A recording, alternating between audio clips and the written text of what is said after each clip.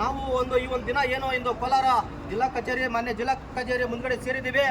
ಈಗಾಗಲೇ ಎಲ್ರಿಗೂ ಗೊತ್ತಿರೋದು, ಆತ್ಮೀಯ ಸ್ಪರ್ಧಾರ್ಥಿಗಳೇ, ಈ ಸರ್ಕಾರ ಬರುವುದಕ್ಕಿಂತ ಮುಂಚೆ ನಮಗೆ ಒಂದು ಪ್ರಣಾಳಿಕೆಯಲ್ಲಿ ಒಂದು ಆಶ್ವಾಸನೆ ನೀಡಿತ್ತು.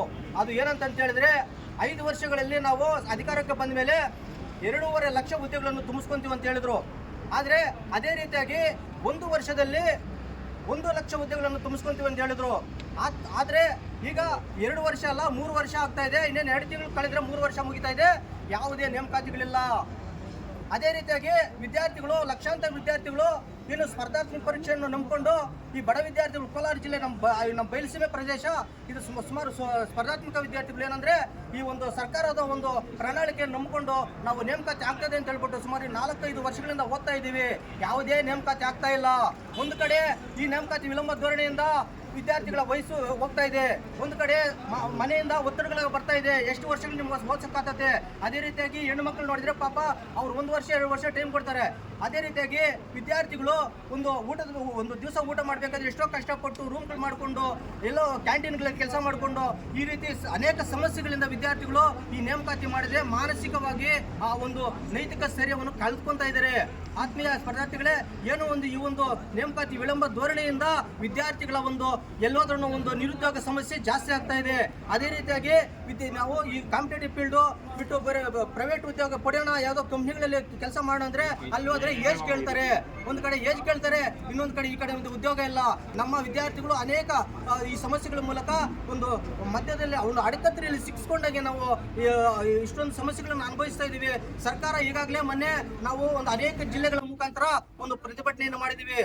ಧಾರವಾಡದಲ್ಲಿ ಒಂದು ಬೃಹತ್ ಪ್ರತಿಭಟನೆಯ ಮೂಲಕ ಅಕ್ಸಾ ಸಂಘಟನೆಯ ಒಂದು ನೇತೃತ್ವದಲ್ಲಿ ಒಂದು ಬೃಹತ್ ಸಂಘಟನೆಯ ಮೂಲಕ ನಾವು ನೇಮಕಾತಿ ಕೂಡಲೇ ಮಾಡ್ಬೇಕಂತ ಹೇಳ್ಬಿಟ್ಟು ಸುಮಾರು ಲಕ್ಷಾಂತರ ವಿದ್ಯಾರ್ಥಿಗಳು ಸೇರಿದ ಮೇಲೆ ಅಲ್ಲಿ ಸರ್ಕಾರ 24 ಗಂಟೆಗಳಲ್ಲಿ ಒಂದು ಆದೇಶವನ್ನು ಹೊರಡಿಸಿತು. ಅದೇನಂತಂದ್ರೆ 1 ತಿಂಗಳೊಳಗೆ 56,480 ಹುದ್ದೆಗಳನ್ನು ನಾವು ಈ ಕೂಡಲೇ 1 ತಿಂಗಳೊಳಗೆ ನೇಮಕಾತಿ ಮಾಡ್ಕೊಂತೀವಿ ಅಂತ ಹೇಳ್ಬಿಟ್ಟು ಒಂದು ಆದೇಶ ಕೂಡ ಬಂತು.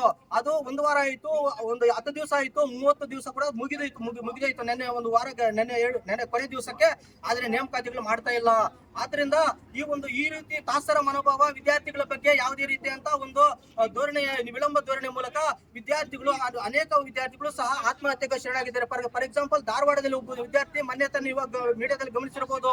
ಈ ರೀತಿ ಅನೇಕ ಸಮಸ್ಯೆಗಳ ಮೂಲಕ ವಿದ್ಯಾರ್ಥಿಗಳು ನೇಮಕಾತಿ ವಿಳಂಬ ಧೋರಣೆ ಕುರಿತು ನಾವು ಈ ಕೋಲಾರದ ನಮ್ಮ ಜಿಲ್ಲಾಧಿಕಾರಿಗಳ ಕಚೇರಿ ಮುಂದೆ ನಾವು ಒಂದು ಶಾಂತಿಯುತವಾಗಿ ಬೃಹತ್ ಪ್ರತಿಭಟನೆ ನಂಬ್ಕೊಂಡಿದ್ದೀವಿ. ನಾವು ನಮ್ಮ ಡಿ.ಸಿ. ಸಾಹೇಬರಲ್ಲಿ ಮನವಿ ಮಾಡ್ಕೊಳ್ಳೋದೇನೆಂದ್ರೆ, ಡಿ.ಸಿ. ಸಾಹೇಬರು ಸಹ ನಾವು ಕಾಂಪಿಟೇಷನ್ ಫೀಲ್ಡ್ ಇಂದ ಬಂದಿರೋದು. ಸರ್, ನೀವು ನಿಮ್ಮ ಕಡೆಯಿಂದ ನಮಗೆ ಸರ್ಕಾರಕ್ಕೆ ನಾವು ಏನು ಅಹವಾಲು ಇದೆ, ನಮ್ಮ ಸಮಸ್ಯೆಗಳಿದ್ದಾವೆ, ಮತ್ತೆ ನಮ್ಮ ಲೈಬ್ರರಿ ಸಂಬಂಧಪಟ್ಟಂತೆ ಒಂದು ಆಸನಗಳ ವ್ಯವಸ್ಥೆ ಎಲ್ಲ ನಾವು ಈಗಾಗಲೇ ನಮ್ಮ ಗಮನಕ್ಕೆ ತಂದಿದ್ದೀವಿ. ಅನೇಕ ಸಮಸ್ಯೆಗಳಿಂದ ವಿದ್ಯಾರ್ಥಿಗಳು ಬಳಲ್ತಾ ಇದ್ದಾರೆ. ಇನ್ನೇನು ಅನೇಕ ವಿದ್ಯಾರ್ಥಿಗಳು ಇನ್ನೇನು ಲಾಸ್ಟ್ ನೋಟಿಫಿಕೇಶನ್ ಕೊನೆ ಆಗಿದೆ. ಇನ್ನೊಂದು ಡಿಸೆಂಬರ್ ಬಂದ್ರೆ ಈ ನೋಟಿಫಿಕೇಶನ್ ಸುಮಾರು ಜನ ಇವು ನೇಮಕಾತಿಗಳಿಂದ ಏಜ್ ಬರಾಕ್ತಾರೆ. ಆದ್ರಿಂದ ಸರ್, ನಾವು ನಿಮ್ಮನ್ನು ಕಳಕಳಿಯಾಗಿ ಕೇಳ್ಕೊಳ್ಳೋದೇನೆಂದ್ರೆ, ನಿಮ್ಮ ಮುಖಾಂತರ ಸರ್ಕಾರಕ್ಕೆ, ಮಾನ್ಯ ಮುಖ್ಯಮಂತ್ರಿಗಳಿಗೆ ನೀವು ನಮ್ಮ ಅಹವಾಲನ್ನು ತಲುಪಿಸಿ ನಮ್ಗೆ ನ್ಯಾಯ ದೊರಕಿಸಿಕೊಡ್ಬೇಕಾಗಿ ತಮ್ಮಲ್ಲಿ ವಿನಂತಿ ಮಾಡ್ಕೊತಾ ಇದ್ದೀನಿ ಸರ್. ಲೈಬ್ರರಿ ಸೀಟಿಂಗ್ ಸಾಲದು ಅಂತ ಇವಾಗ 2-3 ಸಲ ಮನವಿ ಕೊಟ್ಟಿದ್ದೆ ಸರ್. ದಯವಿಟ್ಟು ಎಕ್ಸ್ಟ್ರಾ ಮಾಡೋದು, ಇಲ್ಲ ಎಕ್ಸ್ಟೆಂಡ್ ಮಾಡೋದು ಏನಾದ್ರು ಅಲ್ಲ ಸರ್. ಸಿಸಿ ಕ್ಯಾಮೆರಾ ಇದ್ರೆ ಬ್ಯಾಗ್ಗಳು ಇಸ್ಕೊಂತಾರೆ ಸರ್. ನಿಮಗೆ ಹೆಚ್ಚು ಫೆಸಿಲಿಟೀಸ್ ಮಾಡ್ಕೊಟ್ಟಿದ್ದೀವಿ.